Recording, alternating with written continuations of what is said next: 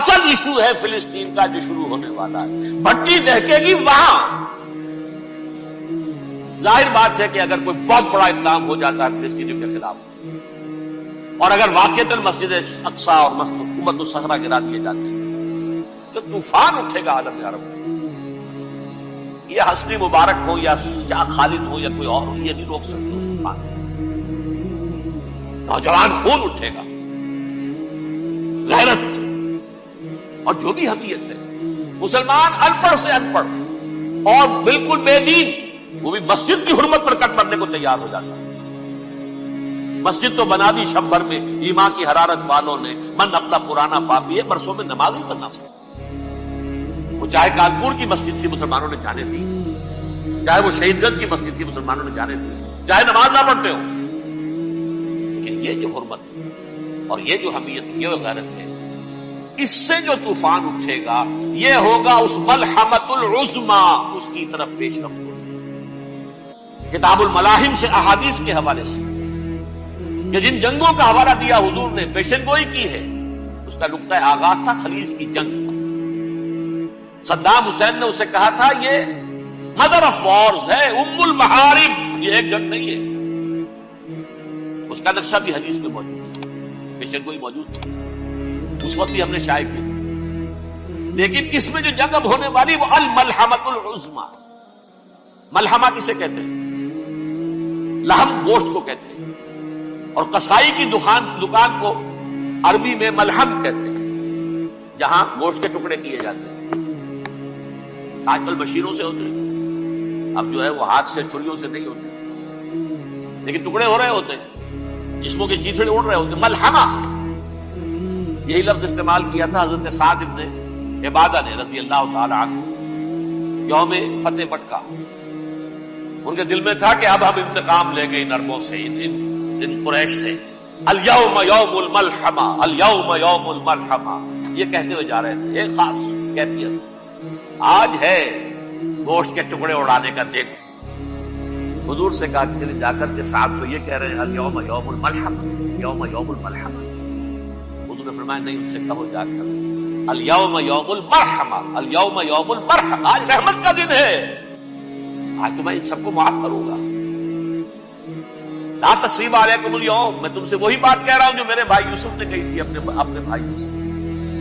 اذهبوا فانتم الطلقاء، جاؤ تم سب کے سب آزاد.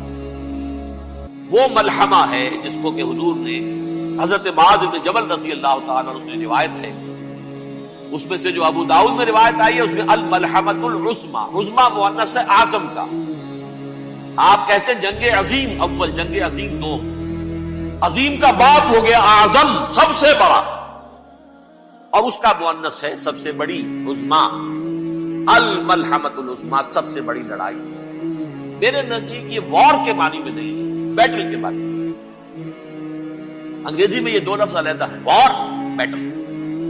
وار سالوں کو محیط ہوتی ہے، بیٹل کسی ایک خاص جگہ پر جو لڑائی ہوتی ہے اس کو کہتے ہیں. حضور کے اور قریش کے درمیان 6 سالہ وار تھی، جنگ تھی. لیکن battles, battle of Uhud, battle of Badr, یہ بیٹلز تھی، لڑائیاں تھیں. تو عظیم ترین جنگ شاید اس اعتبار سے نہ ہو جیسے کہ ورلڈ وار 1 اور ورلڈ وار 2، یعنی اس کی وسعت کا اتنا معاملہ نہیں اور طوالت کا نہیں، لیکن جو لڑائی جو ہے بیٹل ہونی ہے، جس کو کہ یہ لوگ، یا جو کہ میں نے کہا تھا شروع میں کہ سرما ہے میری آنکھ کا خاک حجاز و ہول قدس، نیو ٹیسٹمنٹ کی آخری کتاب ہے the book of Revelation, revelation of Saint John. اس میں آرمگیڈون کہا گیا ہے.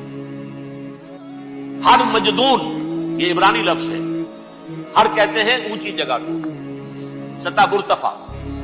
مجدون میگیڈو، میگیڈو ایک وادی ہے، مرتفع، وادی مرتفع. یہ ہے واقع لبنان، اسرائیل اور شام کے درمیان جو ٹکڑا، جو ٹرائنگل بنتی ہے، یہ ہے، یہاں پر بڑی جنگ لڑی جائے. اور یہ جنگ صلیب ہوگی جو کہا ہے بش نے، یہ جنگ صلیب. سیکنڈ ملینیم شروع ہوئی تھی تو پہلی صلیبی جنگ ہوئی تھی، تھرڈ ملینیم شروع ہوا ہے یہ سیکنڈ صلیبی جنگ، یہ کروسیڈ. اور میں اس مرتبہ امریکہ گیا تھا تو پہلی مرتبہ مجھے وہاں ایک رسالہ ملا ٹرمپٹ نام کا. یہ امریکہ کے جو بہت ایکسٹریمسٹ قسم کے پروٹیسٹنٹس، یہ ان کا رسالہ ہے. اور ان کے بارے میں اب کہا جا رہا ہے وہ کرسچین زائنسٹ ہیں. آپ شاید پہلی مرتبہ یہ لفظ سن رہے ہو. زائنسٹ تو ہم سمجھتے ہیں یہودیوں کو. کرسچین زائنسٹ وہ ہیں جو ہیں تو عیسائی پروٹیسٹنٹس ہیں، لیکن اسرائیل کے وہ حمایتی یہودیوں سے بڑھ کر ہیں. یہ میری کسی پہلی تقریر میں شاید بہت سے حضرات کو یاد آ جائے، میں نے کہا تھا 4 سال پہلے ہمارا تنظیم اسلامی کا ایک کنونشن ہوا تھا ہوسٹن میں، امریکہ کا جنوبی علاقے کا شہر. ایک سیشن اس میں ہم نے رکھا تھا انٹرفیتھ. ایک عیسائی کو بلایا تھا، ایک یہودی بہت بڑا وہاں کا عالم ہے اس کو بلایا تھا. اس یہودی عالم نے ڈاکٹر وشوگراٹ جو وہاں کی یونیورسٹی میں پروفیسر ایمیریٹس ہے، اس نے کہا تھا کہ یہ اسرائیل کی تو سپورٹ کر رہے ہیں عیسائی، ہم تو نہیں کر رہے. جو پریکٹسنگ یہودی ہیں وہ زیادہ اسرائیل کے حق میں نہیں تھے. یہ تو سن 67 کے بعد انہوں نے اسرائیل کو تسلیم کیا ہے. وہ تو منتظر تھے کہ ہمارا مسیحا آئے گا تو اس کی قیادت میں جنگ کریں گے، جیسے شیعہ منتظر تھے کہ مہدی موعود آئیں گے تو پھر ہم کچھ کریں گے. وہ امام خمینی نے کہا بھائی جب وہ آئیں گے آ جائیں گے، لیکن ہم کچھ راستہ زائنسٹ نے آگے بڑھ کر ریاست قائم کر لی، اور جب یروشلم پر بھی پورا قبضہ کر لیا تب جو ہے در حقیقت مذہبی یہودی جو ہے پھر انہوں نے اپنایا ہے، اون کیا ہے. اور نئے سیٹلمنٹس جو بھی بنے ہیں وہاں پر اسرائیل میں، اس میں اکثر و بیشتر مذہبی یہودی آئے، اور بروکلن کے علاقے سے سب سے بڑھ کر آئے ہیں، جو امریکہ میں نیو یارک کا ایک جنوبی علاقہ ہے، بہت بڑا یہودیوں کا بہت بڑا گڑھ ہے. نیو یارک کو جیو یارک بھی کہا جاتا ہے، وہ تو اصل میں مرکز جو ہے وہ تو یہودیوں کا ہے. اس حوالے سے وہاں پر جو کرسچن زائنسٹ کہلاتے ہیں وہ اسرائیل کے یہودیوں سے بھی بڑھ کر کہیں سپورٹ کرتے ہیں. بہرحال اس دوسری صلیبی جنگ کا معاملہ جو میں کہہ رہا تھا، ٹرمپٹ نامی رسالہ، اس کا ایک مضمون ہے دی لاسٹ کروسیڈ. اب یہ آخری کروسیڈ ہے جو شروع ہونے والا ہے. میں تو حیران ہوں کس قدر کھل کے وہ باتیں کرتے ہیں. رومن کیتھولکس کو وہ کہتے ہیں کہ یہ شیطان ہے، یہ پوپ شیطان ہے. یہ یورپ کو اس نے جمع کیا ہے کرسچینٹی کی بنیاد پر، اور اس میں زیادہ تر کیتھولکس ہیں. آپ کو معلوم ہے برطانیہ بڑی مشکل سے شامل ہوا ان کے ساتھ، اس لیے کہ وہ پروٹیسٹنٹ کا سردار تھا، ابھی پوری طرح نہیں ہے. یورپ جو ہے وہ رومن امپائر دوبارہ یہ کھڑی کر رہا ہے، اور در حقیقت یہ جو ہے یہودیوں سے بھی چھیننا چاہتے ہیں اسرائیل کو اور فلسطین کو اور مسلمانوں سے بھی، اور یہ وہی کروسیڈ جو تھے اربل ثانی کے اس کی تیاری کر رہے ہیں تاکہ وہاں پر عیسائی حکومت قائم ہو جائے، کیتھولکس کی پوپ کی حکومت قائم ہو جائے، جیسے ایسٹ تیمور میں کر دی. ایسٹ تیمور میں کون سی حکومت بنی؟ رومن کیتھولک اسرائیل میں بنے، تاکہ یہ سارے مقامات مقدسہ جہاں اسرائیل پیدا ہوئے، بیت الحضرت مسیح پیدا ہوئے، بیت اللحم کہاں ہے؟ وہی ہے کہ نہیں؟ جہاں سے ریزریکشن ہوا ان کے خیال میں وہ کہاں ہے؟ وہیں پر ہے کہ نہیں؟ بڑے بڑے گرجے ان کے وہی ہیں. اس اعتبار سے ان کا کہنا یہ ہے یہ لاسٹ کروسیڈ کی تیاری ہو رہی ہے، یہ کیفور. اور ان کا کہنا یہ ہے کہ یہ پوری طاقت نیٹو کی جو ہے یہ پہلے جرمنی سے لائی گئی بوسنیا، انہوں نے خود وہاں جنگ کروائی، انہوں نے خود وہاں پر ایتھنک کلینسنگ کروائی، پھر خود مصالحت کے لیے آ گئے، پھر کوسوو میں انہوں نے خود آگ بھڑکائی. یہ میں نہیں کہہ رہا، یہ وہ ٹرمپٹ رسالہ امریکہ سے چھپنے والا پروٹیسٹنٹس کا رسالہ ہے جو یہ کہہ رہا ہے. پھر انہوں نے کوسوو کے اندر کروایا، اور پھر وہ وہاں پر پیس فورس کی حیثیت سے آ گئے. اب وہ میسیڈونیا میں کروا رہے ہیں اور وہاں داخل ہو گئے ہیں. اگلا قدم ان کا سائپرس ہوگا، سائپرس میں ترکوں کو اور وہ گریکس کو لڑائیں گے اور وہاں آ جائیں گے، وہاں سے ایک چھلانگ لگائیں گے اور یہ فلسطین میں پہنچیں گے. اور یہ وہاں پر ایک رومن امپائر، اپنی پرانی رومن امپائر کی طرح کی رومن کیتھولک ریاست قائم کرنا چاہتے ہیں. تو وہاں امریکہ کے عیسائیوں میں بھی کوئی ایک طبقہ نہیں، کیتھولکس بھی ہے. کیتھولکس زیادہ نہیں ہے ہمدرد، لیکن اب تابع ہو چکے ہیں. اسحاق ریبین نے جب یہ پیس ٹاک شروع ہوئی تھی، آپ کو یاد ہوگا شاید کہ جب وہ آیا تھا واشنگٹن سے واپس فلسطین اسرائیل، تو پہلے روم میں رکا for an audience with the pope, اور پوپ کو اس نے ایک مرتبان سا پیش کیا تھا، حضرت سلیمان علیہ السلام کے زمانے کا مرتبان، اور کہا تھا دیکھیے 3000 برس تک ہم نے اس کی حفاظت کی ہے، اب یہ میں آپ کے حوالے کر رہا ہوں. اس کے بعد سے پوپ جو ہے بالکل رام ہو گیا، اور وہ عیسائیوں کے ساتھ اور یہودیوں کے ساتھ ان کا پورا معاہدہ. اب پورا عیسائی ورلڈ جو ہے بحثیت مجموعی یہودیوں کی شکل میں ہے. البتہ ان کے اندر بھی جھگڑے ہیں، جو وہاں پر وائٹ کرسچن ملیشیاز ہیں وہ ایکسٹریمسٹ ہیں کیتھولکس. ان کے نزدیک دشمن نمبر 1 یہودی، دشمن نمبر 2 مسلمان، دشمن نمبر 3 جو یورپ میں کالے ہیں، ایفرو امریکن، چاہے وہ عیسائی ہو گئے ہوں، کوئی بھی ہو. یہ 3 دشمن ہیں جن سے انہوں نے کلینز کرنا ہے، صاف کرنا ہے ان کے خیال کے مطابق امریکہ کی سوسائٹی. اولاً یہود، پھر مسلمان، اور پھر یہ جو کالے ہیں. لیکن دوسری طرف پروٹیسٹنٹس کے اندر ایکسٹریمسٹ وہ ہیں جنہیں کہا جا رہا ہے یہ کرسچین زائنسٹ ہیں، یہ اسرائیل سے بڑھ کر سپورٹرز. بہرحال یہ اب جنگ ہوگی، اس کا نتیجہ کیا نکلے گا یہ تو اللہ ہی جانتا ہے. اب میں آخری بات کی طرف آ رہا ہوں. آخری نتیجہ تو جو بھی کچھ اپس اینڈ ڈاؤنز آئیں گے تلک الایام نداولھا بین الناس. آخری نتیجہ ٹاپ سین وہ یہ ہوگا کہ اللہ کے دین کا بول بالا ہوگا اور پوری دنیا پر محمد کے لائے ہوئے دین صلی اللہ علیہ وسلم کی حکومت قائم ہوگی. وہ گویا قیامت کی تمہید ہوگی، اس کے بعد بس قیامت آئے گی. کیونکہ مقصد کائنات، تخلیق کائنات پورا ہو جائے. پوری مخلوقات کے اندر مقصد تخلیق، کلائمیکس آف کریشن محمد الرسول اللہ صلی اللہ علیہ وسلم. دین کی تکمیل محمد الرسول اللہ صلی اللہ علیہ وسلم. اور اس خلافت عرضی کے لیے جو حضرت آدم کو خلافت دی گئی تھی، جب اس میں وہ خلافت پوری دنیا پر قائم ہو جائے گی اس کا مقصد پورا ہو جائے گا. And that will be the beginning of the end. اس کے بعد قیامت. آخری نتیجہ تو یہ نکلنا ہے. اس سے پہلے سزائیں ہمیں بھی مل رہی ہیں. اور یہاں میں کانٹے کی بات جو چھوڑ گیا تھا اس کو بیان کر دوں. اللہ نے اس مغضوب علیہ قوم کو، اس ملعون قوم کو کیوں اب تک چھوٹ دیا؟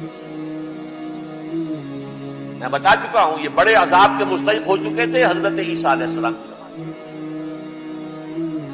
چھوٹتی ہے ابھی تک ہے، بلکہ ایک مرتبہ ابھارا ہے. 1900 برس کے بعد ابھرے ہیں یہ. بالفور ڈیکلریشن 1917 سن 70 عیسوی کے بعد، تقریباً 1900 برس، 1850 برس تو نہیں کم سے کم. پھر creation of Israel 1948، 1967 extension of Israel, یروشلم پر قبضہ. یہ سارا جو ہے کیوں ہے؟ اللہ تعالیٰ اس خیر امت محمد صلی اللہ علیہ وسلم، اس کے بہترین حصے کو سزا ان ملعونوں کے ہاتھوں میں. کیوں؟ جو جرم انہوں نے کیا تھا وہی ہم نے.